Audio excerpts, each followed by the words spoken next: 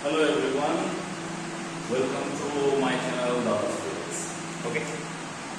So जैसे कि तुम लोग देख पा रहे हो कि आज इस क्लास में मैं डिस्कस करूंगा ग्रेविटेशन। तुम लोगों का 6th चैप्टर ग्रेविटेशन जो वेस्ट बंगाल बोर्ड सिलेबस में 2nd सेमेस्टर में है और नॉर्मली क्लास 11 में है। And this chapter is very important for joint as well as for board examination. And इस चैप्टर में लोगों को क्या करना पड़ेगा, बेसिकली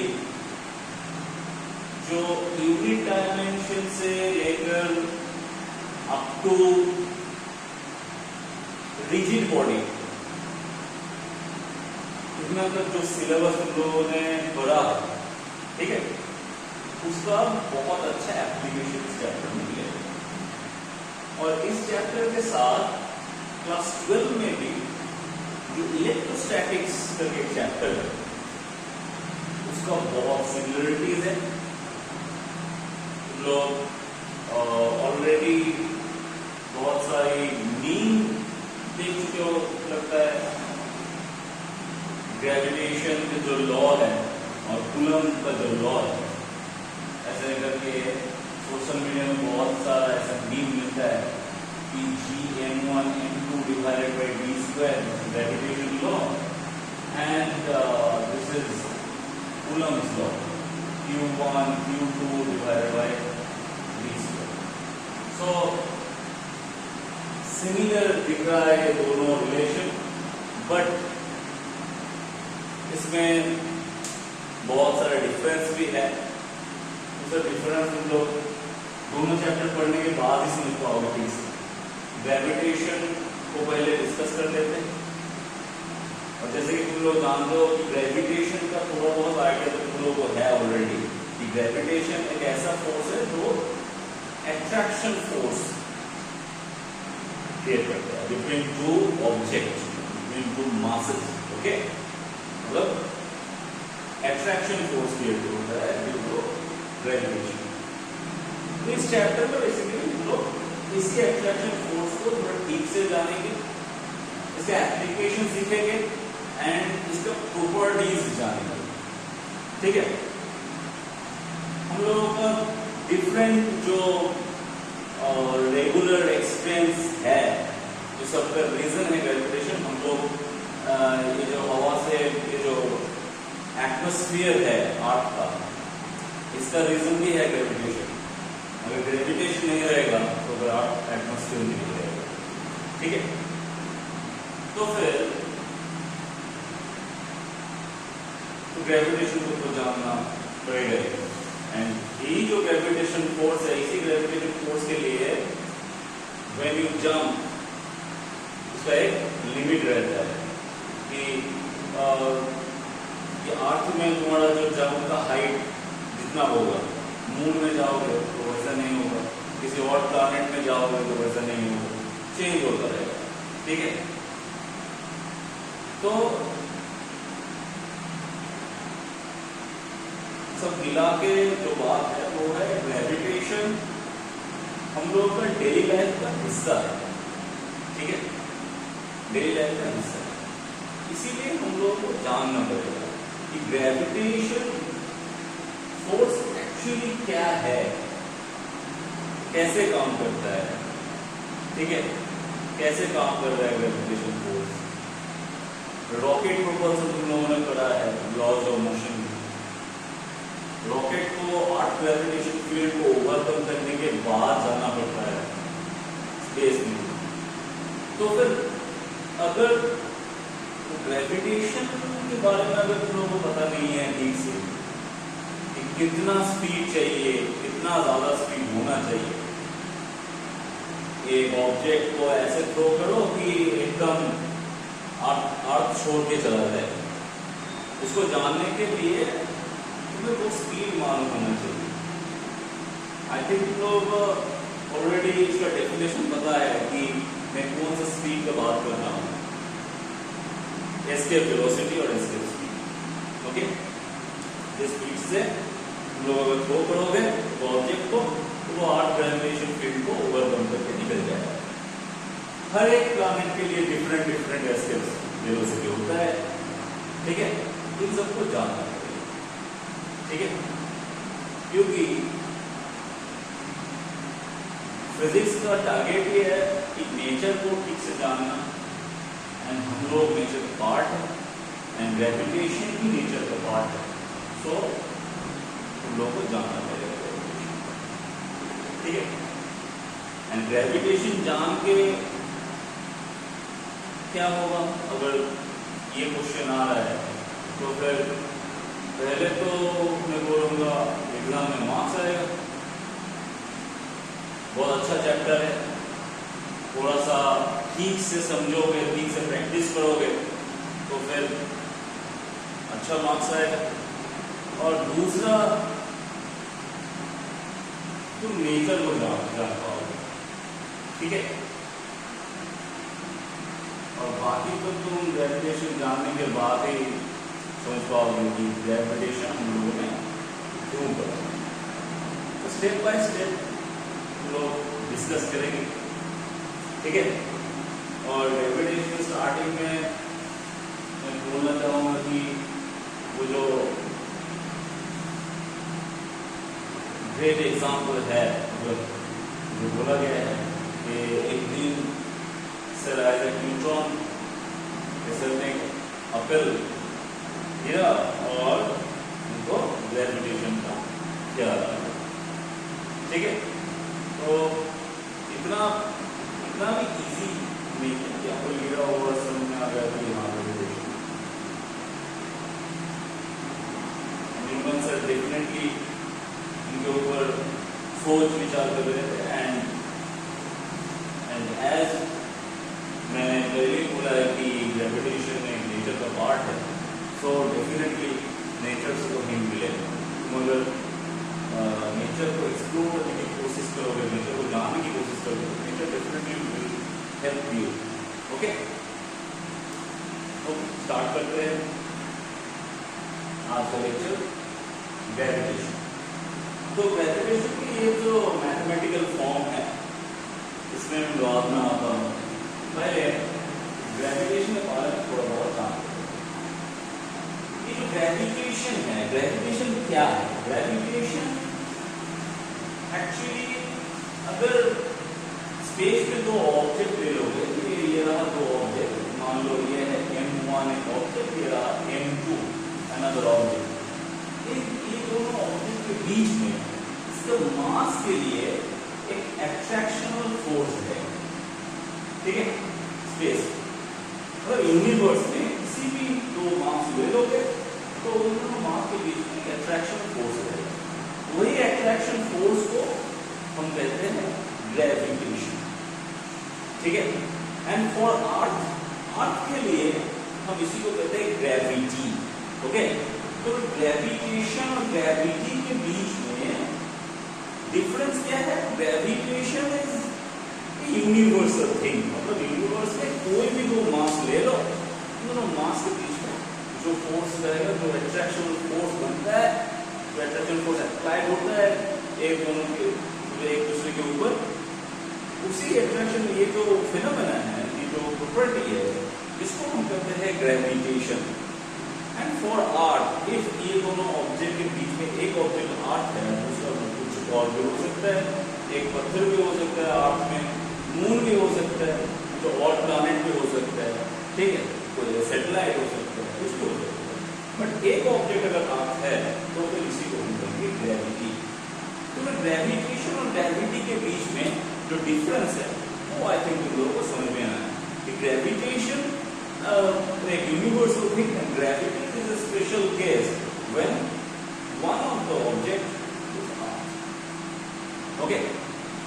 तो ये जो दो ऑब्जेक्ट है m1 एंड m2, ये दोनों ऑब्जेक्ट के बीच में ग्रेविटेशन फोर्स होता है। ग्रेविटेशन फोर्स का नेचर जो है वो एट्रैक्टिव नेचर, मतलब क्या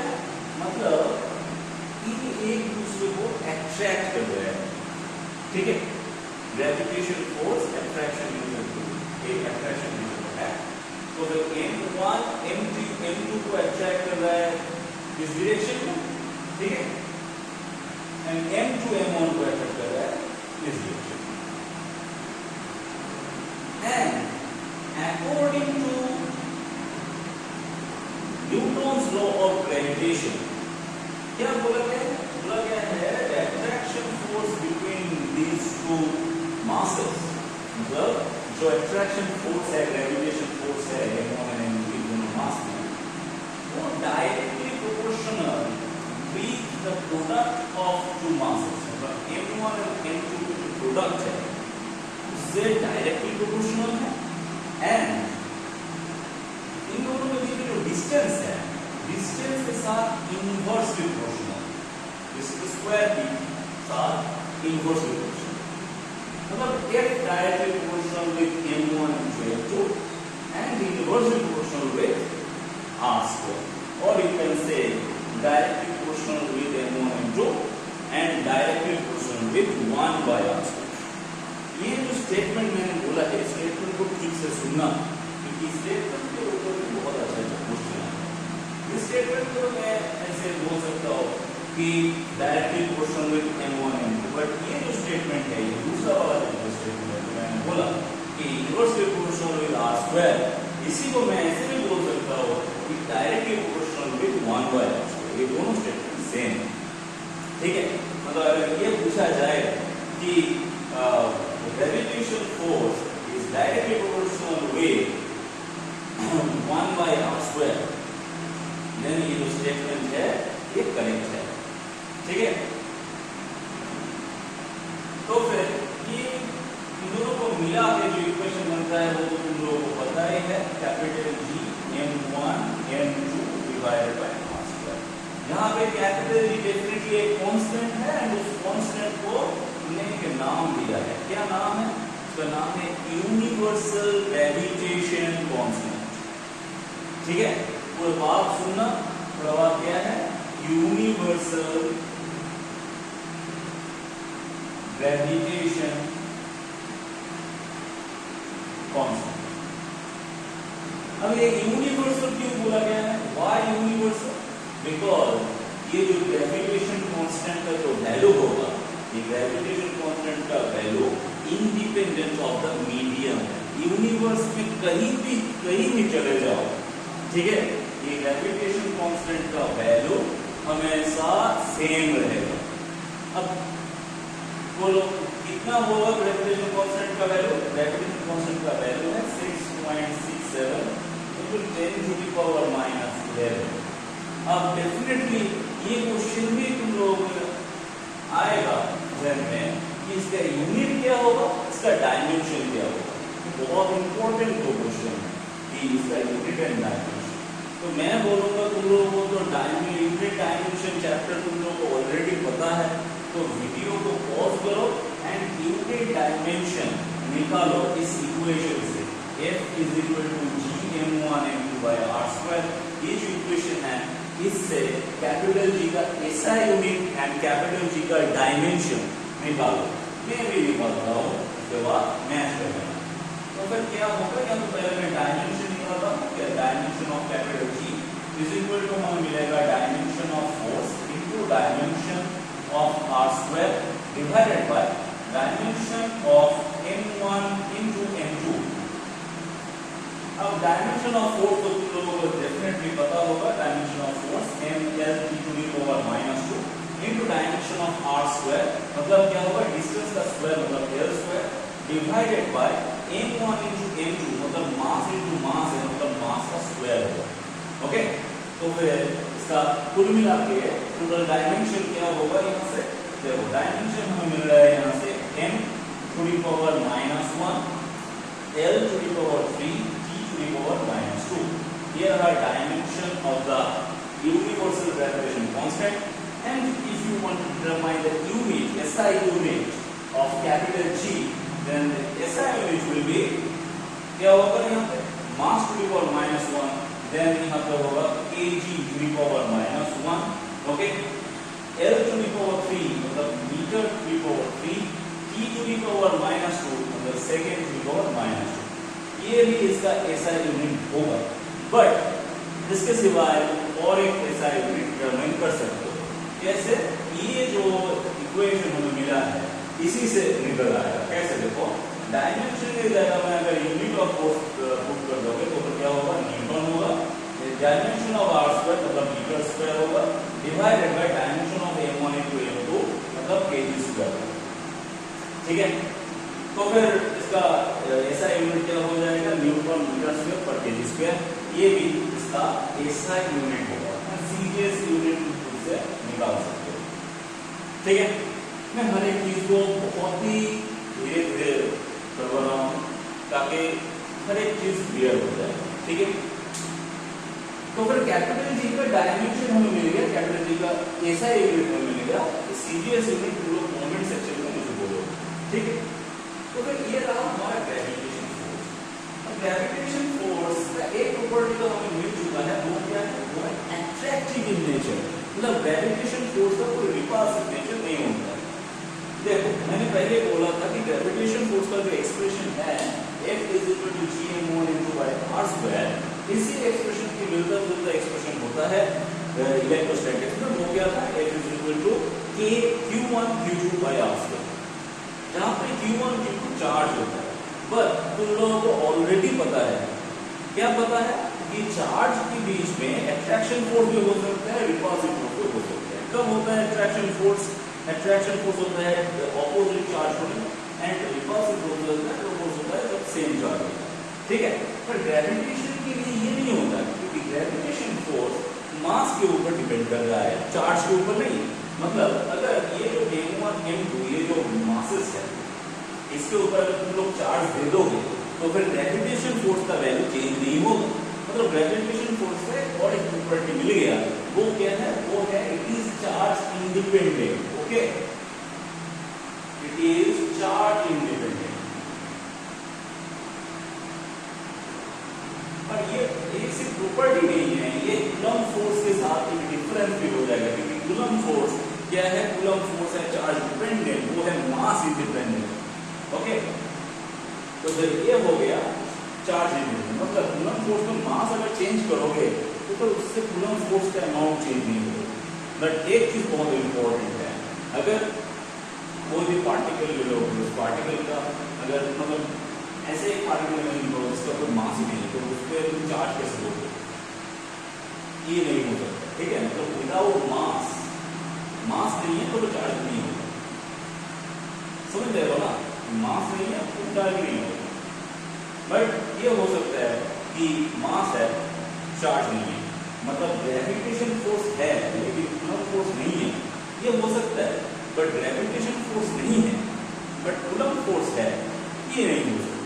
तो और एक डिफरेंस भी तुम्हें मिल गया यहां से कि presence of gravitation force but not coulomb force. ठीक है, ये हो सकता है, बट कूलम्ब फोर्स है, ग्रेविटेशन फोर्स नहीं है दोनों ऑब्जेक्ट के बीच में, ये कभी नहीं होगा। ठीक है, बहुत इंपॉर्टेंट एक डिफरेंस है।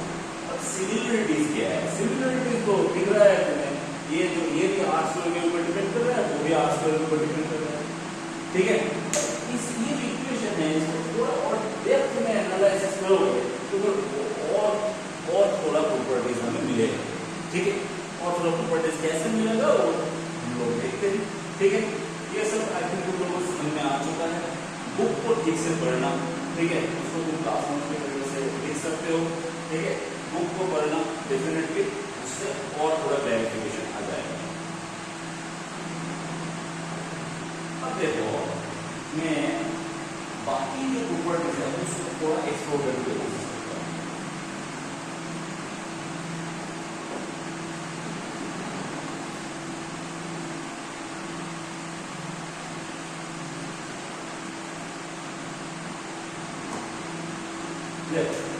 यहाँ पे हमें एक्सप्रेशन क्या मिला है? F = gm1 m2/r², ये हमें एक्सप्रेशन मिला है।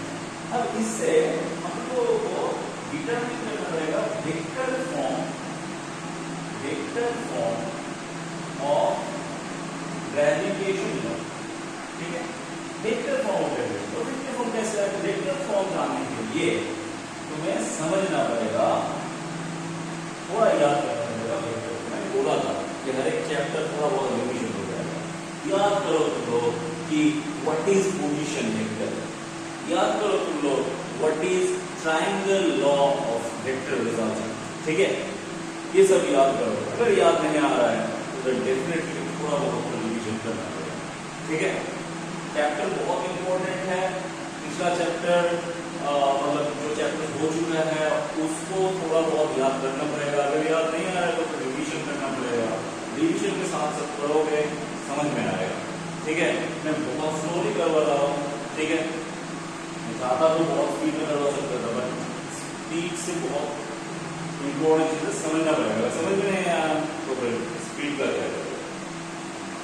तो बस देखो, मैं यहाँ पे दो पार्टिकल ले रहा हूँ, ये रहा ए, दो ऑब्जेक्ट ले रहा हूँ ए एंड बी, ठीक है?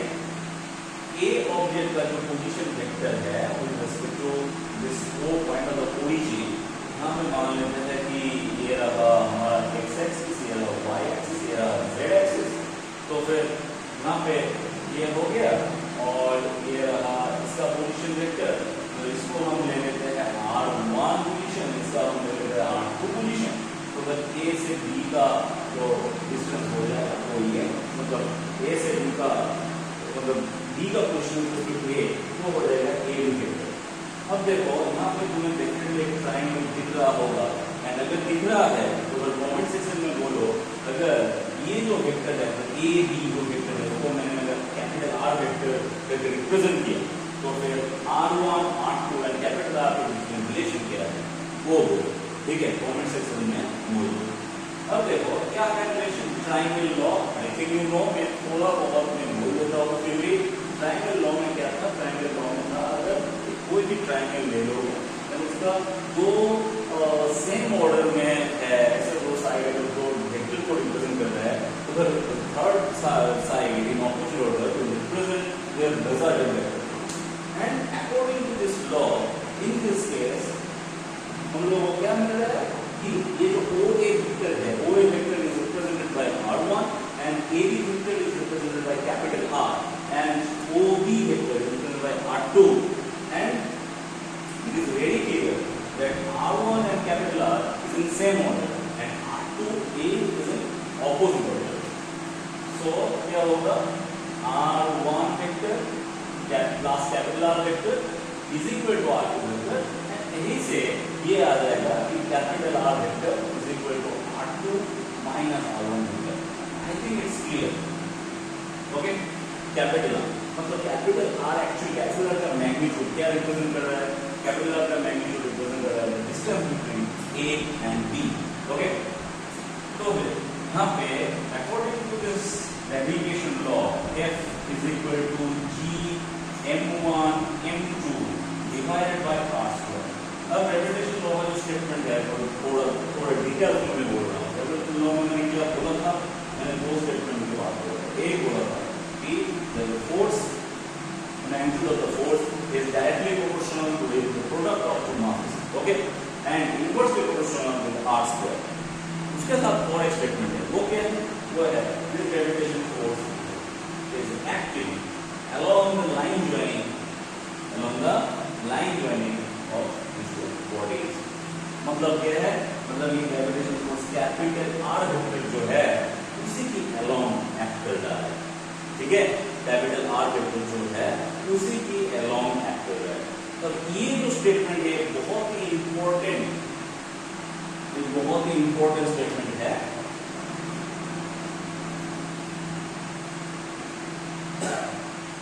ये जो स्टेटमेंट है बहुत ही इंपॉर्टेंट स्टेटमेंट है। कैपिटल R वेक्टर क्या है? कैपिटल R वेक्टर है A से B का A से रिस्पेक्ट में B का पोजीशन, मतलब capital R relation A to B है। But gravitation force is attraction force, gravitation force is attraction force. तो फिर उसको अगर वेक्टर फॉर्म में लिखोगे, वेक्टर का और एक रूल आई थिंक तुम लोगों को याद है कि कोई भी वेक्टर तो हम लिख सकते हैं क्या? उसका मैग्नीट्यूड इनटू यूनिट वेक्टर में, ठीक है? तो ये तो उसका मैग्नीट्यूड हो गया, मतलब फोर्स वेक्टर को अगर लिखना चाहोगे ये रहा हमारा फोर्स वेक्टर कैसे लिखना पड़ेगा? लिखना पड़ेगा उसका magnitude Gm1 divided by r square. तो कैपिटल R लिख देते हैं क्योंकि कैपिटल R लिया है तो r square into unit vector. Unit vector अगर कैपिटल R कैप लोगे तो फिर डायरेक्शन को कैपिटल R कैप का ऑपोजिट डायरेक्शन में होगा। क्यों? इसको थोड़ा ठीक से समझो, थोड़ा मैं स्लोली बोल रहा हूँ, समझो कि कैपिटल R वेक्टर जो है उसका डायरेक्शन A से B तक है। मैंने यहाँ पे क्या कंसीडर किया है कि A मतलब B के ऊपर A के द्वारा ग्रेविटेशन फोर्स, तो वो अट्रैक्शन फोर्स होगा, डेफिनेटली उसका डायरेक्शन क्या होगा? B से A की तरफ, क्योंकि वो अट्रैक्शन फोर्स है। समझ में आया? क्योंकि वो अट्रैक्शन फोर्स है, क्योंकि B को A खुद की तरफ खींचेगी। ये रहा A, ये रहा B, A B को खुद की तरफ खींचेगी, तो फिर डेफिनेटली उसका जो रिलेशन होगा वो कैपिटल R वेक्टर का रिलेशन तो इस तरफ है, तो अट्रैक्शन का रिलेशन किस तरफ हो जाएगा? डेफिनेटली आगे माइनस साइन आ जाएगा। ये रहा हमारा वेक्टर फॉर्म। इसको और थोड़ा देख करेंगे और थोड़ा ठीक से समझेंगे। कैसा होगा? देखो, capital F vector is equal to minus G M1 M2 divided by R cube into R vector. अब तो बोलोगे कि क्यूब कहां से आ गया? क्यूब कहां से आ गया? क्यूब कहां से आ गया? बहुत अच्छा क्वेश्चन, करना नहीं चाहिए ये question. R cap unit vector का फॉर्मूला क्या है? यूनिट का फॉर्मूला है R vector divided by its magnitude. R vector divided by its magnitude, definitely R cap equal to R vector by R हो जाएगा। एंड इसको अगर प्रूव कर दोगे यहां पे तो फिर देखो R वेक्टर रह गया और R स्क्वायर से R वेक्टर हो गया, R क्यूब बन गया। तो अगर ये बन गया हमारा ग्रेविटेशन लॉ का वेक्टर फॉर्म। बहुत ही इंपॉर्टेंट चीज है ग्रेविटेशन लॉ का वेक्टर फॉर्म, ठीक है।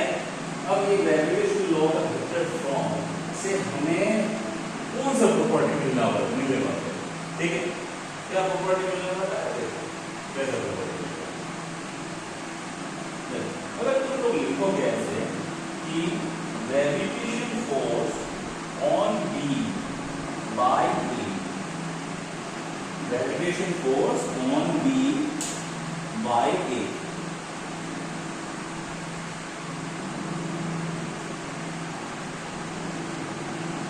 Gravitation force on B by A ऐसे अगर लिखोगे तो फिर तो रिप्रेजेंट कैसे करोगे? देखो, ग्रेविटेशन फोर्स किसके ऊपर चाहिए? किसके ऊपर चाहिए? B के ऊपर चाहिए बाय A, मतलब FBA ऐसे लिखा, ठीक है। FBA vector is equal to क्या हो जाएगा?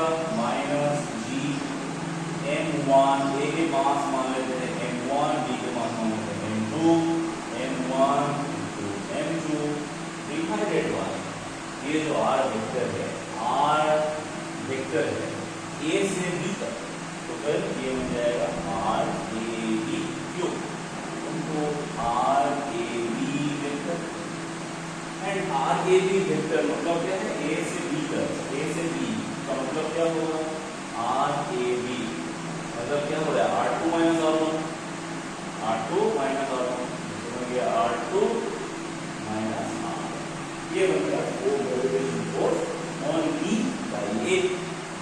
सिमिलरली और एक कंसिडरेशन कि gravitation force on A by B, okay, मतलब A के ऊपर फोर्स बाय B क्या हो जाएगा? इसमें BA है तो ये हो जाएगा BA,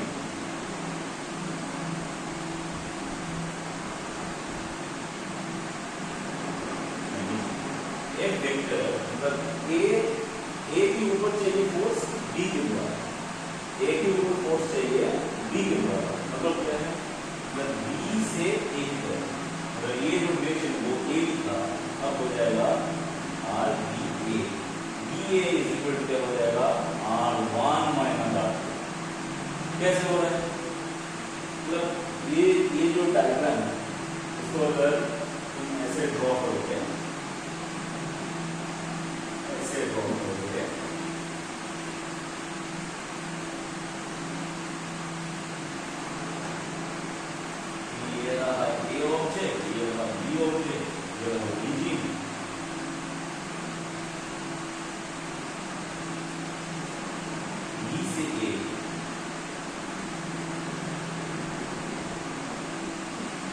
इसका ट्रायंगल लगता है तो क्या मिलेगा r2 vector rba vector is equal to r1 vector, rba vector is equal to r1 minus r2।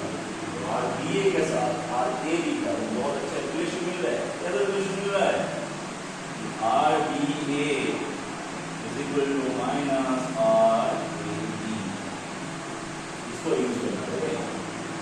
तो फिर ये जो एफ ए बी वेक्टर है इसको पहले लिख लेते हैं कि minus G m1 into divided by R B A into R B A vector cube है।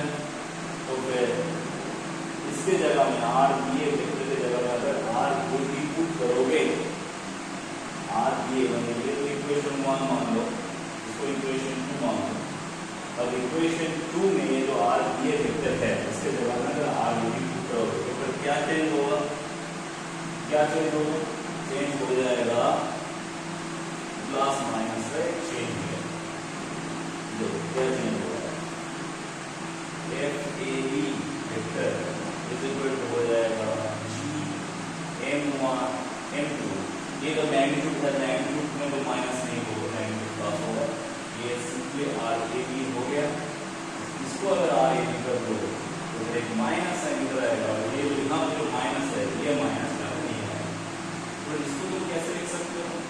इसको तो ऐसे लिख सकते हो कि F A B is equal to minus of F B A.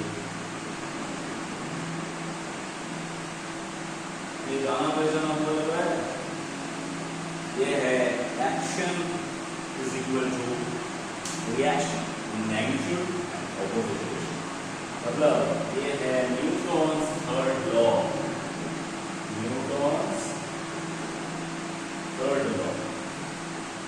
ये है न्यूटन्स थर्ड, मतलब gravitation law, gravitation law following Newton's third law.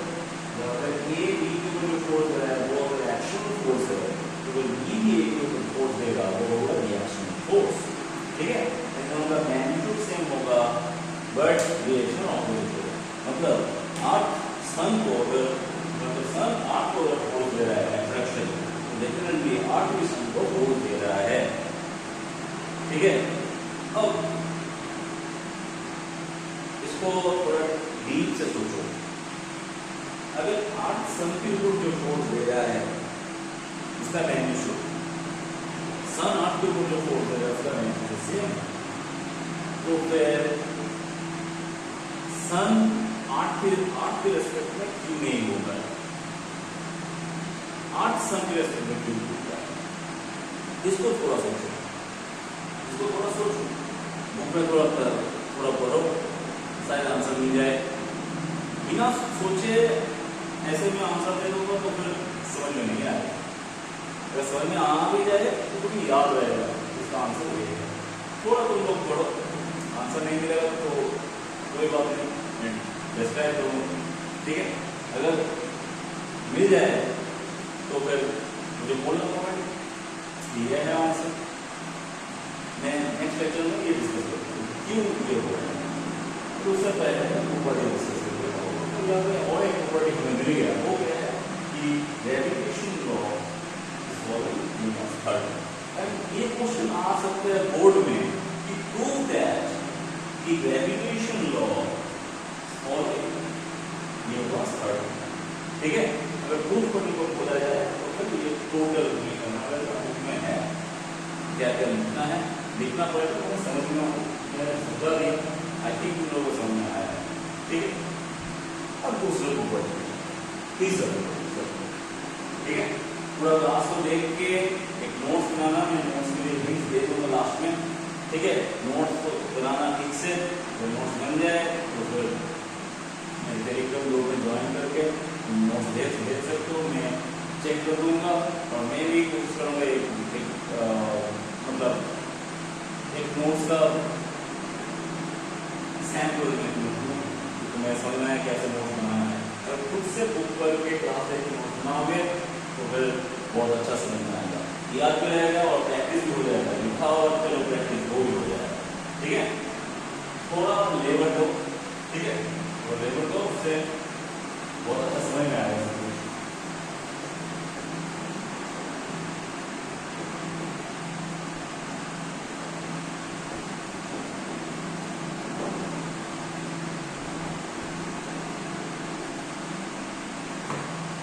अब देखो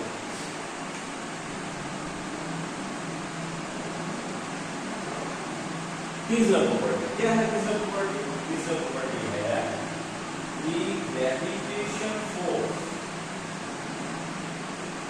इज कंजर्वेटिव फोर्स। तो इम्पोर्टेंट प्रॉपर्टी है कि gravitation force is conservative force. पहले तो तुम लोगों को याद करना पड़ेगा थोड़ा कि what is conservative force. Work और एनर्जी चैप्टर में पढ़ा कि कंजर्वेटिव फोर्स क्या है, ठीक है। What is conservative force? Conservative force तुम लोगों को मालूम है कि अगर एक पार्टिकल को ये रहा एक ऑब्जेक्ट, ठीक है, ये रहा है ऑब्जेक्ट, उसका ए पोजीशन से लेके उसको घुमा के फिर अगर तुम यही पोजीशन में लेके आओगे तो फिर क्या होगा? तो फिर नेट वॉल्यूम हो जाएगा 0। नेट वॉल्यूम हो जाएगा 0। बहुत अच्छे, नेट वॉल्यूम हो जाएगा 0। तो ये नेट वॉल्यूम 0 हो रहा है ग्रेविटेशन फोर्स के लिए, ग्रेविटेशन फोर्स के लिए भी 0 हो जाएगा। तो ग्रेविटेशन फोर्स देखते हैं कंजर्वेटिव फोर्स सब प्रूव करते हैं।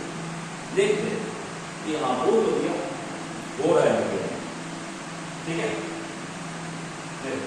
पहले मान लेते हैं कि ए से बी पोजीशन में जा रहा है, ए से बी पोजीशन में जा रहा है, ठीक है। इसमें कहीं से ग्रेविटेशन फोर्स इसके ऊपर एक्ट कर रहा है, सोर्स है कहीं कि मान लो यहाँ पे मास है, तो मास है कैपिटल एम एंड ये ओरिजिन में है, तो फिर इसका पोजीशन जो है वो बन गया r1, इसका पोजीशन जो है वो बन गया r2, ठीक है। तो R1 से R2 तक जाओगे, इसके लिए वर्क डन कितना करना पड़ेगा? देखिए क्या हुआ, क्या है हमारा फॉर्मूला।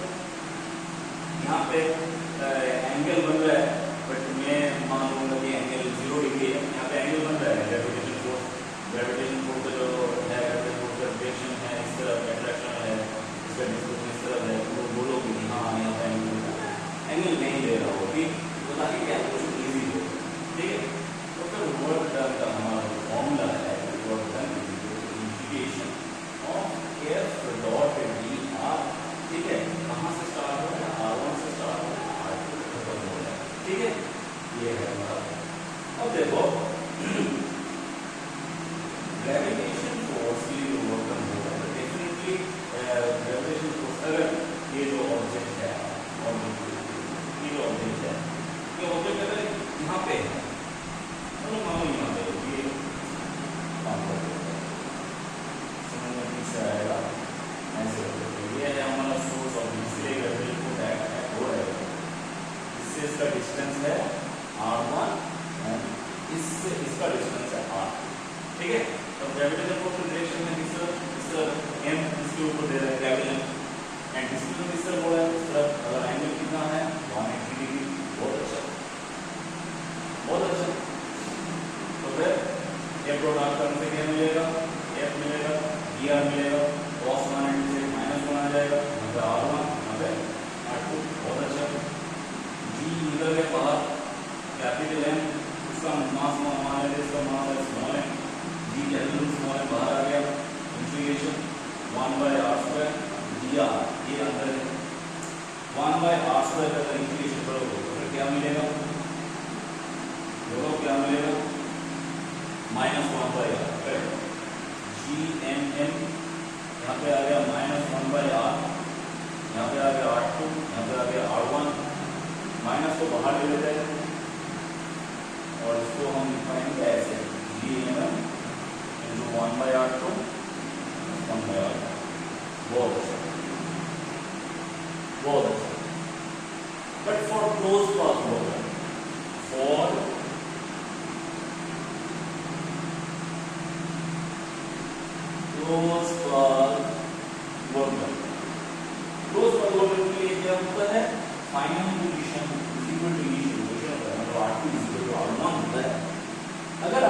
R1 यहाँ पर प्रूव कर दोगे तो फिर क्या होगा? Then cyclic integration, cyclic integration क्यों हो रहा है? क्योंकि क्लोज पाथ हो चुका है, मैंने R1 को निकाल दिया।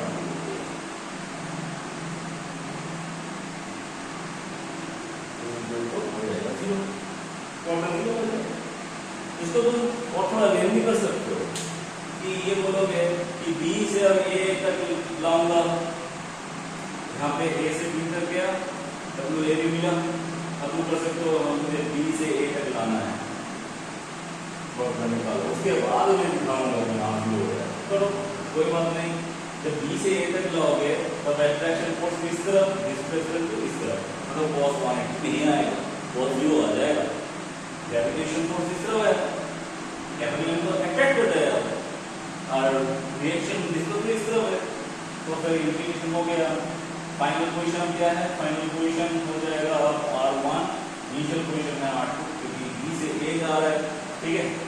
अब G कैपिटल M जो स्मॉल m, ये तो बाहर चला गया, 1/r² दिया इंटीग्रेशन करने से क्या मिलेगा? मैं थोड़ा स्टेप डाउन कर रहा हूँ, 1/r² इंटीग्रेशन -1/r आएगा, बट यहाँ पे जो बाहर माइनस था, यहाँ पे बाहर माइनस नहीं है। क्यों नहीं है? क्योंकि पॉजिटिव बन चुका है, इसलिए यहाँ पर क्या आएगा? आंसर आ जाएगा GMM into 1/r2 minus 1/r1 minus 1/r2।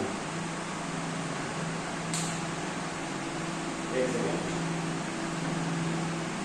1/r² है,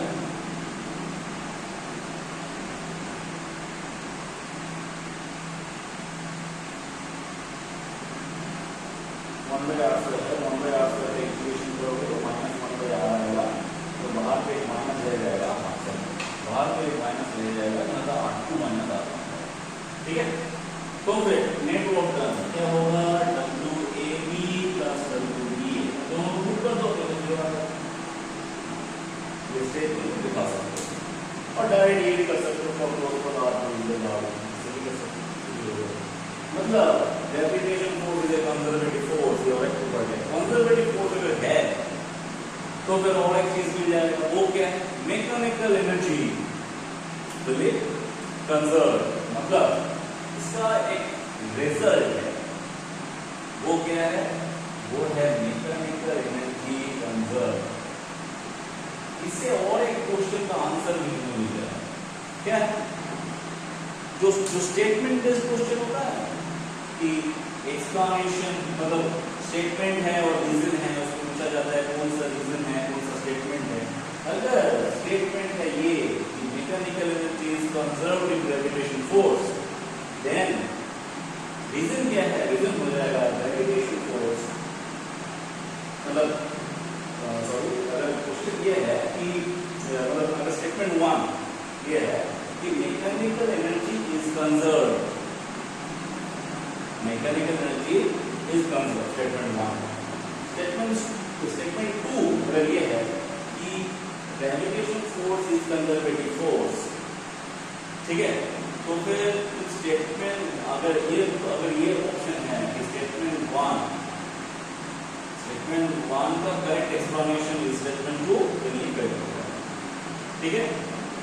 अगर स्टेटमेंट 1 में ये है कि कंजर्वेटिव फोर्स है ग्रेविटेशन फोर्स, एंड हम स्टेटमेंट 2 है कि मैकेनिकल कंजर्व, ठीक है, तो फिर भी यही होगा, ठीक है, करेक्ट एक्सप्लेनेशन है, क्योंकि मैकेनिकल एनर्जी कंजर्व है, इसीलिए उसको कंजर्वेटिव फोर्स कहते हैं, ठीक है।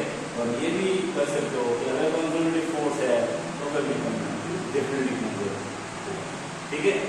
और उसके साथ और एक चीज भी होगा कि close path work done for conservative force 0, ठीक है। ये तीनों स्टेटमेंट इंटरलिंक्ड है, ठीक है।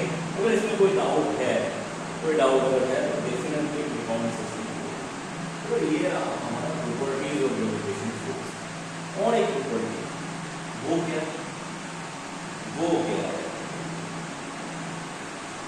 वो है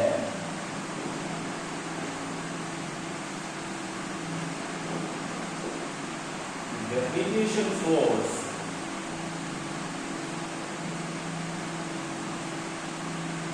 is a central force, gravitation force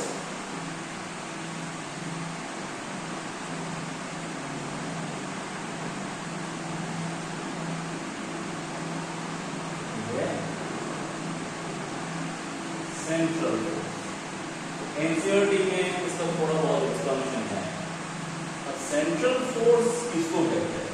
central force वही फोर्स है जो डिस्टेंस के ऊपर डिपेंड करता है, मतलब फंक्शन ऑफ डिस्टेंस है। ये सेंट्रल फोर्स का एक प्रॉपर्टी है। दूसरा प्रॉपर्टी क्या है? सेंट्रल फोर्स कंजर्वेटिव होता है। तीसरा प्रॉपर्टी क्या है? तीसरा प्रॉपर्टी है कि जो सेंट्रल फोर्स है, सेंट्रल फोर्स प्लेन में रहता है, एक्ट इन द प्लेन, मतलब ऑब्जेक्ट, ये दोनों ऑब्जेक्ट है, ये दोनों ऑब्जेक्ट इस प्लेन में है, इसी प्लेन में सेंट्रल फोर्स है, ठीक है। मतलब ऑब्जेक्ट, दोनों ऑब्जेक्ट, इन दोनों के बीच में जो फोर्स है वो इसी प्लेन में रहता है, समझ रहे ना? मतलब ये ए ऑब्जेक्ट है, ये ऑब्जेक्ट, दोनों तो एक ही प्लेन में है, तो उसी प्लेन में इन दोनों के बीच में फोर्स है वो। और लाइन में भी ऊपर एक्ट करेगा, अट्रैक्शन हो सकता है, रिपल्शन हो सकता है। ये तीनों प्रॉपर्टी अगर है तो उसको फोर्स ऑफ सेंट्रल फोर्स कहते हैं। Gravitation force is central force and similarly coulomb force भी एक सेंट्रल फोर्स है। और gravitation force inverse square law मानता है। क्या है? Follow inverse square law. Inverse square law का मतलब क्या है? मतलब force is directly proportional with number of square और इनवर्स प्रोपोर्शनल के पास, ठीक है। तो ये रहा हमारा आज का क्लास। नोट्स किसके ऊपर बनाना है? मैं क्वेश्चन बोल रहा हूँ, उसके ऊपर नोट्स बनाना है, ठीक है। इसे हम खुद से आंसर करना सीख जाओ। कोई भी बुक है घर में, उसी बुक से आंसर मिल जाएगा, और जो क्लास में बनाया है इस क्लास में भी सबका आंसर मिल जाएगा। क्या है? फर्स्ट क्वेश्चन जो है कि state gravitation law and find unit dimension of gravitation constant. Okay, second question क्या है? Why gravitation constant is universal? ठीक है। थर्ड क्या है?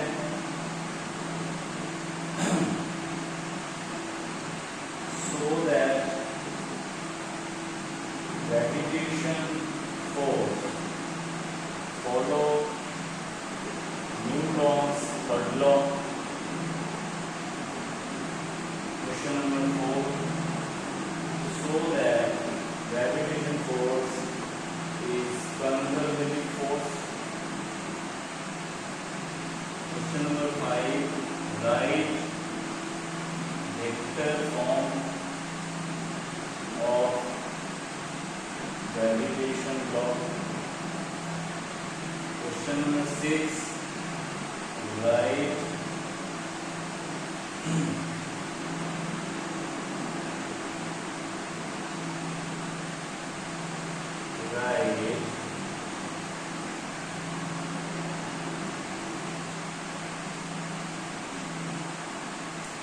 two similarities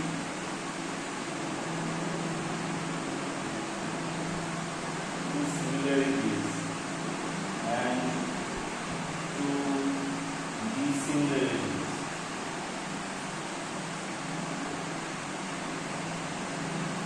Two similarities and two difference between gravitation and Coulomb. Question number 7.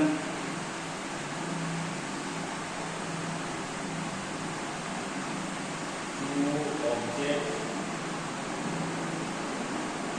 2 kg and 0, 1, 2 and 5 kg and 2, -1, 3 and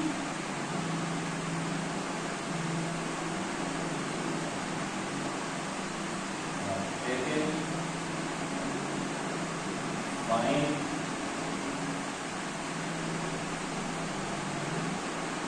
force on force vector, find force vector on 2 kg by 5 kg. Question number 2, find force vector on 5 kg by 2 kg. Question number 3, find acceleration of 2 kg. Question number 4, find acceleration of 5 kg. ठीक है, ये रहा 7 question, 7 question का answer और एक draw gravitation force versus 1 by r का gravitation force versus 1 by r square का gravitation force versus r square का ग्रेविटेशन फोर्स वर्सेस r का, ये तीनों ग्राफ ये तीनों ग्राफ ठीक है। चलो इसके ऊपर नोट बनाना है, क्लास में मैंने यही सब डिस्कस किया है, ठीक है। बुक को पढ़ना, एक ही न्यूमेरिकल है, इस न्यूमेरिकल को बहुत कुछ रिवीजन हो जाएगा इस ग्राफ को सोच समझ के बनाना, ठीक है। कोई भी डाउट होगा तो डेफिनेटली कमेंट सेक्शन में बोलना, ठीक है। नेक्स्ट क्लास में मैं और भी डिटेल्स डिस्कस करूंगा, ये मैंने इंट्रोडक्टरी क्लास रखा है, देन नेक्स्ट क्लास में डेफिनेटली और डिटेल्स मिलना। Thank you for watching and अगर चैनल न्यू हो तो डेफिनेटली सब्सक्राइब दिस चैनल, अगर अच्छा लग रहा है तो definitely subscribe this and share with your friends अगर चैनल